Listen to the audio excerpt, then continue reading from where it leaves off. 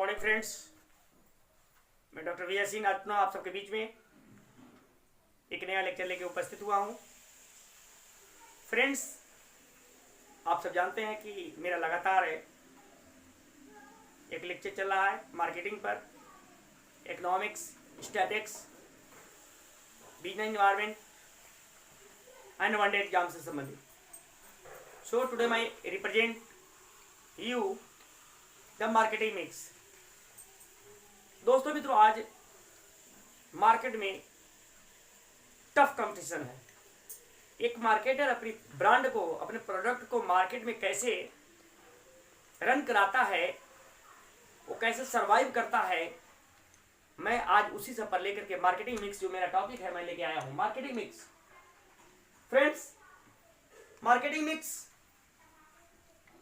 विपणन मिश्रण एक प्रोडक्ट की, उत्पाद की कॉम्बिनेशन है जो बहुत सारे उत्पादों का ऑफर लेकर आता है सेल के लिए, बिक्री के लिए।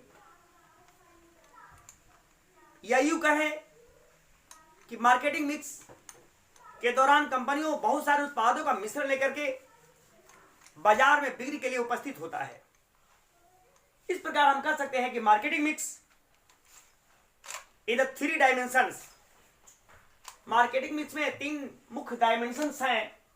Suppose that marketing mix in the 3 dimensions, you know marketing mix, ये है मार्केटिंग मिक्स।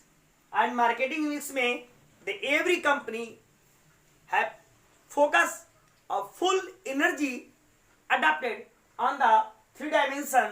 First, breadth, जीवन, life, breadth, depth and consistency, BDC। ये कंपनी जो कार्य करती है BDC पर कार्य करती है, BDC पर कार्य करते हैं, BDC। एवरी कंपनी इसी पर काम करती है। ब्रीथ, गहराई तक जाने के लिए, जीवन को बनाए रखने के लिए, प्रोडक्ट को जिंदा रखने के लिए मार्केटिंग मिक्स की गहराई, डेप्थ तक जाने का प्रयास करती है। कंसिस्टेंसी, कंटिन्यूअस प्रोसेस में कंपनियां रहती है। ब्रेथ, डेप्थ एंड कंसिस्टेंसी, हमेशा कंपनी इस बात पर फोकस करती है और यह करती है कि वो मेजर करती है द नंबर ऑफ वैरायटी, उत्पाद की भिन्न भिन्न प्रकार के उत्पादों को, वैरायटी को मैन्युफैक्चर करके मार्केट में लाती है। एक सिंगल मैन्युफैक्चर के द्वारा एक सिंगल उत्पादकर्ता कंटिन्यू प्रोसेस में रखता है। I have already the changing in the variety and there many variety launches in market. वो लगातार बाजार में वैरायटी चेंज करके लाती है ब्रीथ को बनाए रखने के लिए। डेप्थ की बात आती है, कंपनी हमेशा असाइनमेंट करती है, decide the product, colours, models here offer give our customers. और इस प्रोडक्ट की लाइफ वो जानते हैं कि प्रत्येक उत्पाद की लाइफ क्या होगी, उस प्रोडक्ट की लाइफ कैसे बनेगी। So the rational consumers here they always change our variety and the product variety, and that is the same the view of sellers or producer or marketer or manufacturers. You have as will soon the change our variety, colors, shapes, size and the consistency continuity. So friends, और ये ऐसा करके अपने product की life को बनाए रखना चाहती है। कंसिस्टेंसी मीन्स कि जब एक विक्रेता, मार्केटर, मैन्युफैक्चरर वो हमेशा वो ऑफर देता है, कलर्स और रिलेशनशिप बनाए रखता है कंज्यूमर से। बहुत सारे प्रोडक्ट की जीवन को, बहुत सारे प्रोडक्ट की वैरायटी को मार्केट में लाता है, जिसकी लाइफ लिमिट होती है। यूजर की मांग क्या हो रही है, उत्पादनकर्ता प्रोडक्शन रिक्वायरमेंट के अकॉर्डिंग बाजार में लाने का प्रयास करती है। और उस तरह के जो डिस्ट्रीब्यूटर चैनल के माध्यम से उत्पाद करती है, wholesaler, distributor, retailer, and then at last achieve the consumers तक अपने उत्पाद को अवेलेबल कराने का प्रयास करती है, करते रहना चाहिए। अब इस बात पर विचार किया जाता है कि एक रेशनल मैन्युफैक्चरर अपने उत्पाद की लाइफ को बनाए रखने के लिए पीएलसी प्रोडक्ट लाइफ साइकिल पर हम चर्चा करेंगे कि प्रोडक्ट लाइफ साइकिल है क्या। एक कंपनी सदैव इस बात पर विचार करती है और वो हमेशा अपनी कंपनी की लाइफ स्टाइल को पोजीशन पर बनाए रखने के लिए डिफरेंशिएशन, भिन्न भिन्न प्रकार की स्ट्रेटजी बनाती रहती है और रिक्वायरमेंट के अनुसार यह चेंज द प्रोडक्ट, उत्पाद की कलर, साइज और वैरायटी को चेंज करती है। मार्केट में कंपटीटर के अकॉर्डिंग अपने प्रोडक्ट की view, size, colours, life style को चेंज करने का प्रयास करती है। इसलिए एक कंपनी प्रोडक्ट लाइफ साइकिल, ये जो पहला मैं बात कर रहा हूं उस पर हम चर्चा कर रहे हैं, पर उस विशेष बात को फोकस करती है। द फर्स्ट, हमेशा एक प्रोड्यूसर, उत्पादकर्ता प्रोडक्ट लाइफ पर always the focus on our product life, उत्पाद के लाइफ साइकिल पर विशेष ध्यान देता है। आज मैं उसी पर चर्चा करूंगा। प्रोडक्ट लाइफ साइकिल पीएलसी, बहुत सारे पॉइंट्स हैं जिस पर हम चर्चा करेंगे कि एक उत्पादक प्रोडक्ट लाइफ साइकिल अकॉर्डिंग क्या करता है। द फर्स्ट, प्रोडक्ट लाइफ है लिमिट लाइफ, उत्पाद की लाइफ एक लिमिट होती है, एक समय काल होता है, ड्यूरेशन, ड्यूरेबल और नॉन ड्यूरेबल टाइम, तो उस पर आपको ध्यान देना है। प्रोडक्ट की sales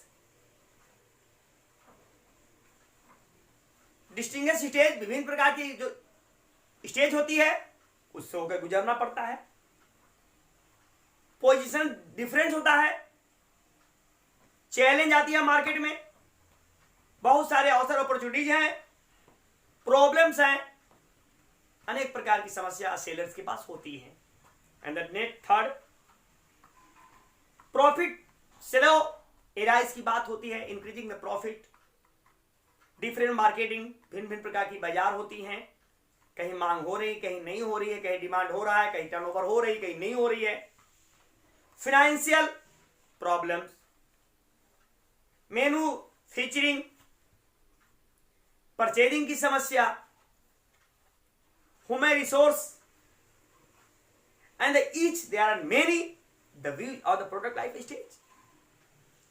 Product life stage, the first of all, product life stage PLC, the first, if figure you see, OX पर बस उत्पाद के टाइम को दर्शाया गया है, OY एक्सिस पर सेल्स एंड प्रॉफिट को दर्शाया गया है। द फ्रेंड्स यू नो देख रहे हैं, OX टाइम है, यहाँ टी पॉइंट यस कर दीजिए, सेल्स को दिखाता है, टी जो टॉप पॉइंट है, ये दिखा रहा है कि उत्पाद की लाइफ क्या है। एक इंट्रोडक्शन की बात करते हैं, यहाँ है जो इंट्रोडक्शन, परिचय, थोड़ा सा ग्रोथ की बात करता है, धीरे धीरे लाइफ, जब प्रोडक्शन ओरिजिनल से शुरू हुआ, ग्रो किया, थोड़ा सा आगे बढ़ा, मैच्योरिटी पर आएगी कंपनी, थोड़ा और जब स्टार्टिंग किया, प्रोडक्ट की टाइम बढ़ी, ग्रोथ के साथ साथ लंबा समय गया, मैच्योरिटी किया, जैसे कंपनी को मैच्योरिटी आती है, प्रॉफिट इंक्रीज होने लगता है और टॉप क्लास के एकदम मैच्योरिटी अवस्था में टॉप क्लास के कंपनी लंबी सफर तय कर लेती है और इस अवस्था पर टॉप पहुंचती है। लेकिन मैच्योरिटी के बाद हर चीज का एक लाइफ होता है, जीवन काल होता है, जैसे इंसान का, ह्यूमंस का होता है, कंपनी का प्रोडक्ट होता है, और एक समय टॉप पॉइंट के बाद ये डिक्रीजिंग करने लगता है, गिरने लगता है, डिक्लाइन करने लगता है। एक विवेकशील उत्पादकर्ता कभी भी डिक्लाइन के बाद, टी पॉइंट के बाद उत्पादन नहीं करेगा, क्योंकि उत्पादन के बाद गिरने लगता है। ये क्या होता है? गिरने लगता है, तो टॉप पॉइंट है और ऐसी स्थिति में उत्पादन गिरने लगती है। एक विवेकशील उत्पादकर्ता कभी भी ऐसी कार्य नहीं करता है जिससे उनको नुकसान हो, क्योंकि उनको इस बात पर ध्यान रखना होता है कि इंट्रोडक्शन में हमेशा हमारे इस बात पर ध्यान देना चाहिए कि आपको परिचय देना है उत्पाद के बारे में, और इंट्रोडक्शन में मेन चीज यही दिखाया गया है कि हम जो उत्पादन लेके बाजार मार्केट में आया हूं, I am represent the product when the new product launch our market, different type of market, उस बाजार में जब हम लेकर उतरते हैं तो फ्रेंड्स आप जानते हो कि वहां बहुत सारी समस्या होती है, कंपटीशंस है। तो वैसी स्थिति में हमें इस बात पर ध्यान देना है कि जो उत्पाद को लेकर बाजार में जा रहे हो, बाजार में जब आप लॉन्च करते हैं कि प्रोडक्ट की क्वालिटी क्या है, the first you research, you have research to on our product and research the customer behavior, you research market environment, you research the types of citizens, you research status of consumers, and there you research so what they are the competitor strongs. There are many the views of the sellers, manufacturers, marketer, विपणनकर्ता के बहुत सारे होते हैं introduction phase. Now आप जानते हैं कि आप इंट्रोडक्शन के बाद आपका एक व्यू होता है प्रॉफिट गेन करना। द एवरी मार्केटर है the main motives the any how gain of profit. आप कुछ भी करते हो प्रॉफिट की चिंता होती है, आपको प्रॉफिट गेन करना है, मुनाफा कमाना है। इंट्रोडक्शन के बाद आपका प्रॉफिट आएगा, प्रॉफिट, मुनाफा, लाभ। और लाभ हर व्यक्ति का एक विचार होता है, व्यू होता है, कंसेप्ट होता है। किसी भी तरह से आपको प्रॉफिट गेन करना है। प्रॉफिट गेन करने के लिए आपको इस बात पर ध्यान देना पड़ता है कि हमें प्रॉफिट कहां आएगी। तो profit is non resistant because of the have the expansion of the product introduction. इस बात पर आपको ध्यान देना होगा। Growth a period of the rapid market acceptance, the substantial profit improvement. सदैव आप सब्सटेंशियल प्रोडक्ट को यानी प्रॉफिट को इंप्रूवमेंट करने का सुधार करते हैं, इंप्रूवमेंट करते हैं, सुधार करते हैं, जो क्वालिटी है उसको मेंटेन करते हैं, आपकी प्रॉफिट बनती रहती है। एंड दैट मैच्योरिटी की कंडीशंस में कंपनी उस स्टेज पर पहुंच जाती है जहां लॉस नहीं होता है। कंपनी एक्सपीरियंस हो जाती है, अनुभव युक्त हो जाती है, अनुभवहीनता अब नहीं रहती है और कंपनी आगे बढ़ने का प्रयास करती है। और ऐसी स्थिति में स्लो सेल डाउन, जो बिक्री होती है कम हो जाती है, प्रोडक्शन स्लो हो जाती है, लेकिन प्रॉफिट ज्यादा होती है क्योंकि वहां पर अनुभव हो जाता है, एक्सपीरियंस होता है, लंबा समय आप सफर कर गए होते हो। और ऐसी स्थिति में आपकी कंपनी ग्रोथ करती है, मैच्योर हो जाती है। मैच्योर की कंडीशन में प्रोडक्ट अचीव कर लेती है और वो मोस्ट पोटेंशियल कस्टमर को फोकस करती है। जो क्रियाशील कस्टमर है, एक्टिव कस्टमर है, पोटेंशियल कस्टमर पर फोकस करती है। कौन प्रोडक्ट की मांग कर रहा है, कौन नहीं कर रहा है, किस प्रकार के कस्टमर्स हैं, उस पर एक कंपनी का मार्केटर, कंपनी उस पर फोकस करती है क्योंकि वो मैच्योर हो गई है। माल कहाँ बिकेगा, माल कहाँ नहीं बिकेगा, कितनी क्वांटिटी में माल बिकेगी, हमें कितना प्रोडक्ट्स करना है, किस वैरायटी को प्रोडक्ट करना है, हमको इस पर विशेष रूप से रिसर्च करना चाहिए, कंसीडर करना चाहिए, विचार करना चाहिए। एक the view of marketer. And जो लास्ट है डिक्लाइन, एक टॉप मॉडल के बाद, यहाँ के बाद अगर आप उत्पादन करते हैं तो ये आपकी समस्या लेकर आती है, डिक्लाइन कंडीशन आ जाती है। यानी एक समय होता है, हर चीज का एक लाइफ होता है। इस लाइफ के बाद आप कहां जाते हैं कोई पता नहीं, क्योंकि हर चीज का एक लाइफ होता है। टॉप पर पहुंचने के बाद वो गिरती है, हर कुछ करने के बाद, क्योंकि हो सकती है मशीनरी पुरानी हो जाती है, नए नए मार्केट में मशीनरी आ जाती है। हो सकता है कि आप उत्पाद की खाते का तो लोग सेटिस्फाइड हो जाते हैं, मांग न करें, वो आपके लिए कस्टमर के लिए इंफीरियर हो जाता है। ऐसी स्थिति में उत्पादन में क्वालिटी होते हुए भी डिक्लाइन हो जाती है, प्रोडक्शन कम होने लगता है, मांग कम होने लगती है। तो डिक्लाइन कंडीशंस में क्या एक विवेकशील उत्पादकर्ता को उत्पादन करना चाहिए, आपको इस पर फोकस करना होगा। तो ऐसी स्थिति में slow down drift of profit इनकोड, प्रॉफिट कम होने लगती है, उत्पादन गिरने लगता है और ऐसी स्थिति में एक विवेक से उत्पादक करता है, उनको क्या करना चाहिए, उत्पादन को बंद कर देना चाहिए। अगर आप उत्पादन नहीं बंद करते हैं तो ये आपके लिए समस्या बनकर खड़ी हो जाएगी। इसलिए दोस्तों मित्रों, इस बात पर आपको बहुत ही शालीनता से आपको विचार करना होगा। नेक्स्ट है application of PLC. Application of PLC पर आपको इस बात पर ध्यान दें, क्योंकि एक हमेशा एक उत्पादक इस बात पर विचार करता है और क्या करता है, वो हमेशा अपने एनालिसिस, प्रोडक्ट एनालिसिस पर लगातार उसकी कैटेगरी पर, फैब्रिक्स पर, वॉशिंग पर, प्रोडक्ट पर वो ध्यान देता है। आप हमेशा उसकी साफ सुथरा, उसकी देख रेख, उस पर मैन्युफैक्चरिंग पर विशेष रूप से आप ध्यान देते हैं। कोई प्रोडक्ट जो है वॉशिंग डिटर्जेंट, आप एग्जाम्पल ले लीजिए, तो वॉशिंग डिटर्जेंट आप मैंने एग्जाम्पल ले लिया, तो वॉशिंग डिटर्जेंट के अगर आप एग्जाम्पल लेते हैं तो समय बहुत समय पर आते हैं, वो चले जाते हैं। उनकी लाइफ है कि पहले व्हील था, फिर घड़ी आया, एक्सेल आया, तमाम चीज़ें आती हैं और एक समय के बाद उनकी लाइफ खत्म हो जाती है। वही चीज़ है लेकिन थोड़ा रूप बदल के लाना पड़ेगा क्योंकि उसकी लाइफ खत्म हो जाती है, मांग खत्म हो जाती है। तो आपको एक विवेकशील उत्पादकता को इस पर विशेष ध्यान दें। अब इस पर हमको फोकस करना है कि हमें क्या करना चाहिए। अब इस पर भी 3 बातें आती हैं, 3 common alternate patterns of so the PLC, क्योंकि एप्लीकेशन पर इस बात पर विचार रखता है बेल शिफ्ट, वो हमेशा बेल शिफ्ट होता है। और इसके एप्लीकेशन पर ध्यान देंगे तो पहला प्रोडक्ट कैटेगरी।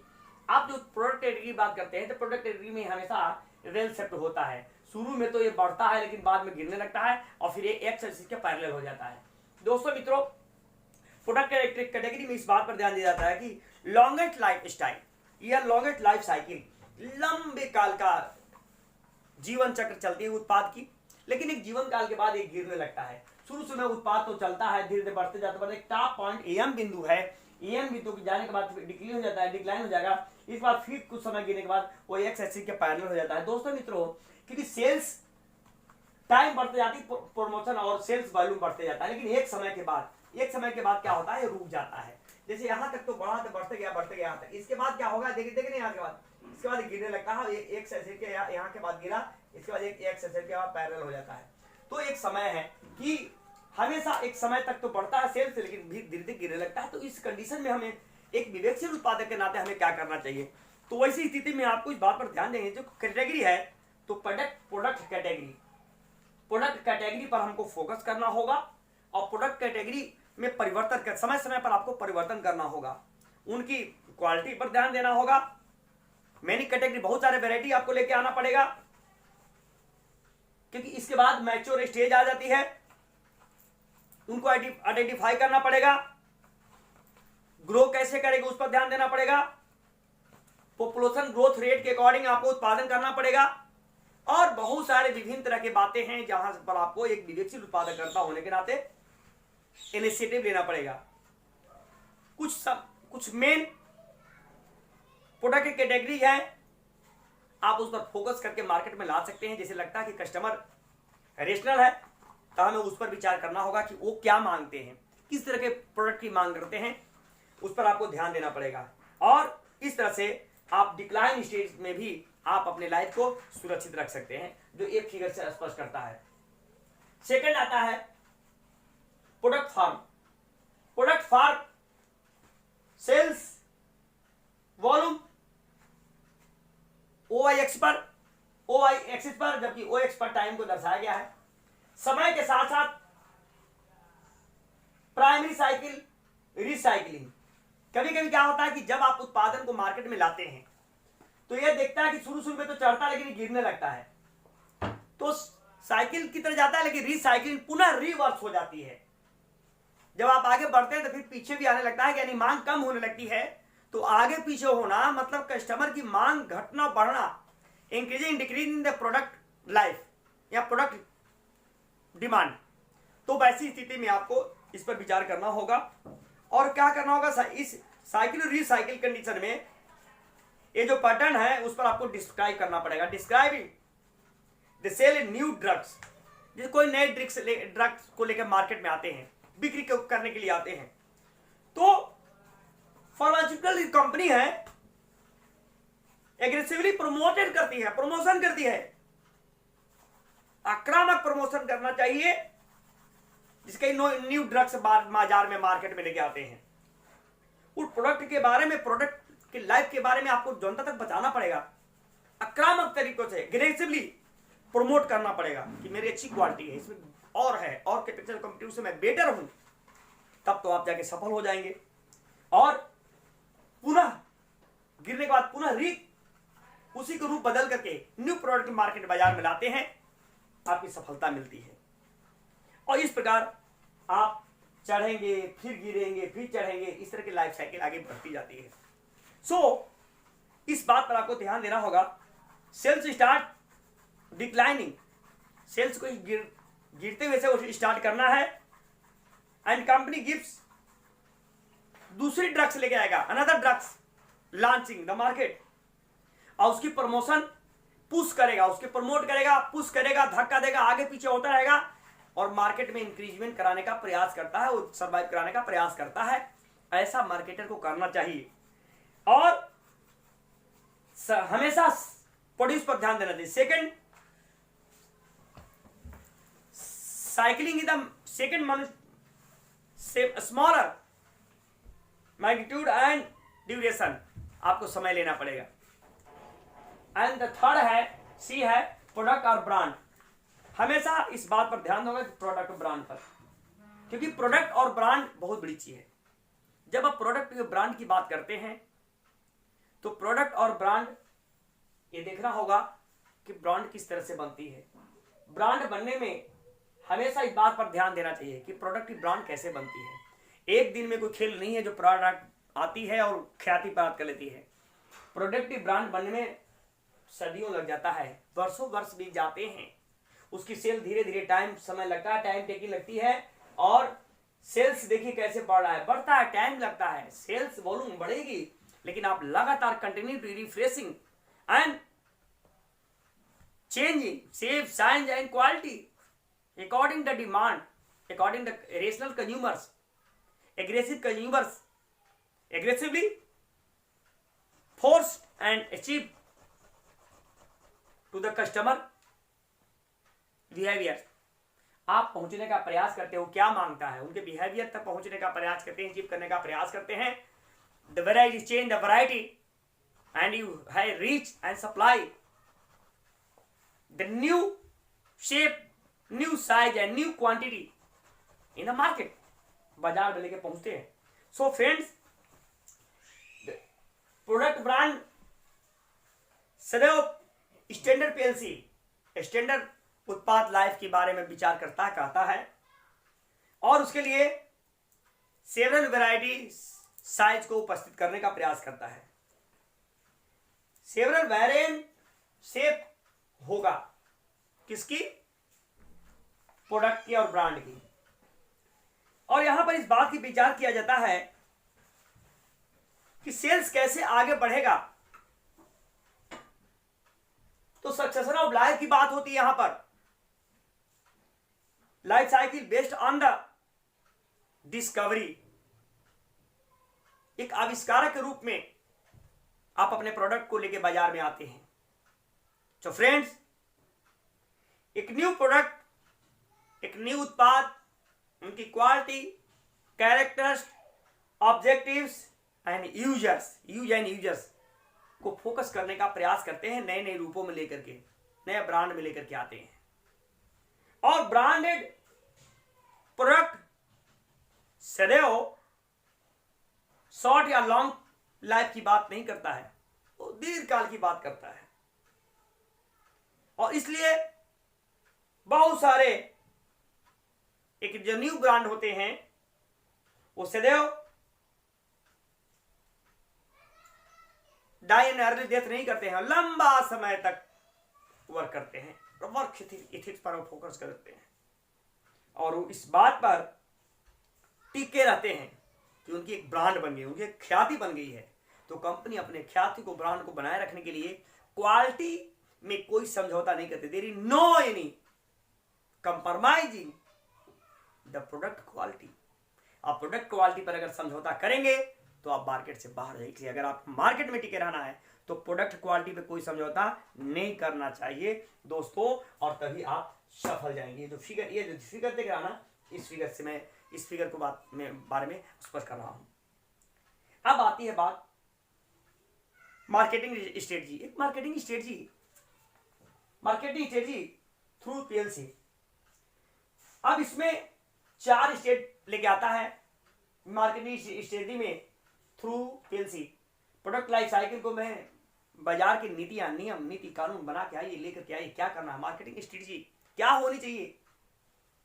तो इंट्रोडक्शन स्टेज 5 स्टेज होता है। Introduction stage, growth stage, maturity stage, इसमें 3 stage, first stage, second phase and third phase, and decline stage जहां से गिरने लगता है, एंड फिफ्थ ड्रॉप डिसीजन। क्योंकि इस स्थिति में क्या होता है, एक विवेकशील उत्पादकर्ता जो होता है वो सदैव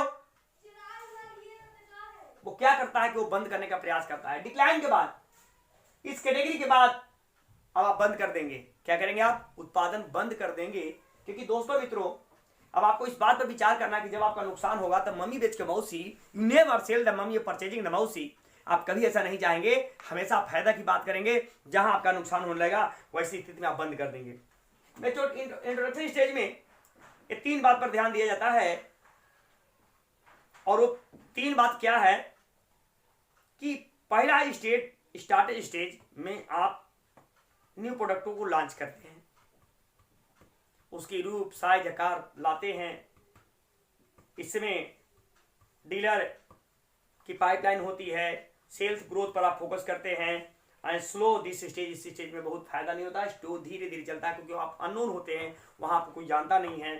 तो इस स्थिति में आपका प्रॉफिट तो न की बराबर होगी, और इस स्थिति में need of the high level of the proportional effort, पूरी एनर्जी को आप लगा देते हैं उत्पादन करने में। इन्फॉर्म पोटेंशियल कंज्यूमर, अब आप सूचना देते हैं पोटेंशियल कंज्यूमर को of the new and unknown producer, क्योंकि आप नए होते हैं, अननोन होते, कोई आपको जानता नहीं है। Detect the trial two of the product, आप समझ डिटेक्शन करके आप प्रोडक्ट को ट्रायल करते हैं।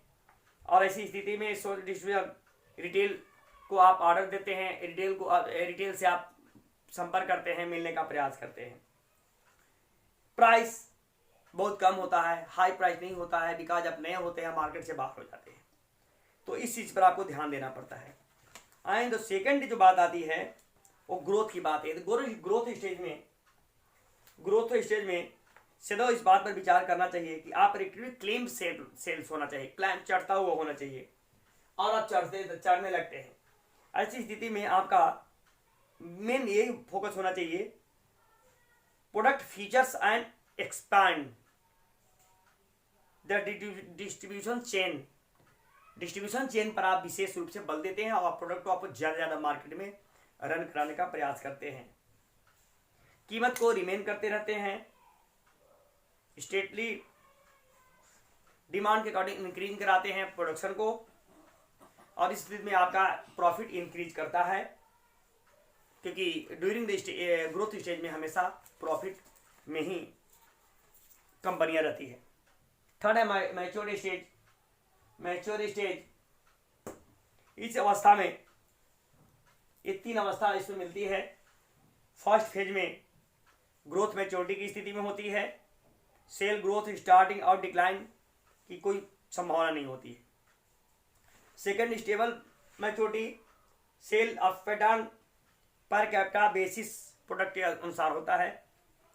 और थर्ड स्टेज में इस पूर्ण मैच्योरिटी होती है, absolute level of the sales start declining and the customer starting switching. And the fourth जो है वो फोर्थ है फ्रेंड्स, फोर्थ होगा डिक्लाइन स्टेज। और डिक्लाइन स्टेज में एक विवेकशील उत्पादकर्ता कभी भी भूल करके ऐसी गलती नहीं करता है कि गिरती अवस्था में उत्पादन करें। Decline sales most product forms the brand eventually decline, सब कुछ होता है, ब्रांडेड होता है, इसके बाद भी मांग नहीं बढ़ती है, रुक जाती है। ऐसी कंडीशन में एक विवेकशील उत्पादक को, मैन्युफैक्चरर को क्या करना चाहिए, इस पर ध्यान देते हैं। सेल डिक्लाइन हो जाती है, बिक्री कम गिरने लगती है, कम हो जाती है, मांग कम हो जाती है। तो दोस्तों मित्रों, वैसी स्थिति में हमें क्या करना चाहिए? वैसी स्थिति में हमें क्या करना चाहिए? प्रोडक्ट को बंद कर देना चाहिए, उत्पादन बंद के sales and profit decline, sale भी कम हो जाएगा, आमदनी कम हो जाएगी। कुछ फर्म्स विड्रॉ बंद कर देंगे, फ्रॉम मार्केट में ही आना बंद कर देंगे, क्लोज कर देंगे। कुछ तो इस पर विचार करेंगे, रिड्यूस करेंगे, कम करेंगे, प्रोडक्ट की ऑफर भी कम हो जाएगी। तो इस स्थिति में डिक्लाइन स्टेज में सदैव इस बात पर हमको आपको विचार करना होगा कि मुझे क्या करना चाहिए। जहां प्रॉफिट भी कम हो गया, उत्पादन मांग कम हो रहा है, सब कुछ कम हो गया है, वैरायटी भी अच्छी है, फिर भी मांग नहीं हो रही है, तब ऐसी स्थिति में हमें क्या करना चाहिए। प्रोडक्ट ऑफर कम हो गया है तो प्रोडक्ट सेल विल इम्प्रूव। आप उसमें प्रोडक्ट के उत्पादन में आप इम्प्रूवमेंट करते हैं, सुधार करने का प्रयास करते हैं, भरसक प्रयास करते हैं। और या तो हो सकता है इकोनॉमिकली रूप से इम्प्रूव की जरूरत है, आर्थिक इम्प्रूव की जरूरत पड़ेगी आपको। मार्केट स्ट्रेटजी रिवाइज करना पड़ेगा, क्या कारण है जो हमारा मार्केट नहीं उठ रहा है, डिमांड नहीं उठ रही है। इस सब चीज़ों पर आपको विशेष रूप से आपको ध्यान देना होगा, तब जाकर के आप सफल हो जाएंगे। सो दोस्त फ्रेंड्स, मेरा यही कहना कि इस एट लास्ट में मैं ये कहना चाहता हूँ कि एक विवेक से जो उत्पादक करता है, ऐसी स्थिति में जो लास्ट सीन है वो ड्राफ्ट डिसीजन लेता है। क्या क्या उत्पाद बंद करने के लिए निर्णय लेता है। और draft decision the most decisions and powerful decisions, excellent decision for every marketer, producer, manufacturers, because when the company decided to drop the product, company को उत्पाद बंद कर देना चाहिए। और अगर आप बंद नहीं करेंगे, this stage you have sell the mummy and purchasing the मौसी। इस अवस्था में अपनी मम्मी को बेचो और मौसी को खरीदने वाली अवस्था होगी। इसलिए दोस्तों मित्रों, आपको बंद कर देना चाहिए उत्पाद। It the focus face the future decisions. और यह जो होगा ये फर्दर डिसीजन होगा, तुरंत लेना चाहिए। अगर आप नहीं लेते हैं तो कहीं ना कहीं डिसीजन आपकी कंपनी की हेल्थ पर पड़ेगी, कंपनी की सेहत पर पड़ेगी। If the produce has a strong distributions and reduce goodwill, क्योंकि आपकी इस गुडविल पर प्रभाव पड़ता है, so the company can probably still it the another fund. Thanks, धन्यवाद। यदि आप सबको मेरी लेक्चर पसंद हुआ तो आप लाइक कीजिए। मेरा channel study point doctor Vijay Singh को लाइक सब्सक्राइब जरूर करें और हाँ, बेल आइकन बटन जरूर दबाएं। थैंक यू, धन्यवाद।